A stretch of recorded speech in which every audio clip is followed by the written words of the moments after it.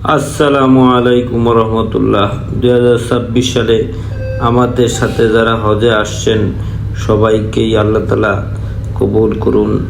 আর পাশাপাশি যারা এবছর আসতে পারেন নাই, সামনে বছর আসতে চাচ্ছেন, তারা আগে থেকেই নিবন্ধন করে, পাশাপাশি অনেকেই কুরবানির পরে উমরার জন্য নিয়ত করেছেন।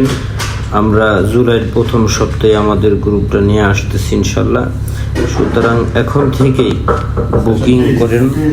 আমাদের এই কুরবানির পরের উমরার গ্রুপটা খুবই কম টাকার মধ্যেও আছে, যেখানে আপনার 5 স্টার 3 স্টার হোটেলে 3-4 কিলোমিটার দূরে, আবার কাছাকাছি হোটেল যেখান থেকে হারাম শরীফ দেখা যায়, এত কাছাকাছিও আছে।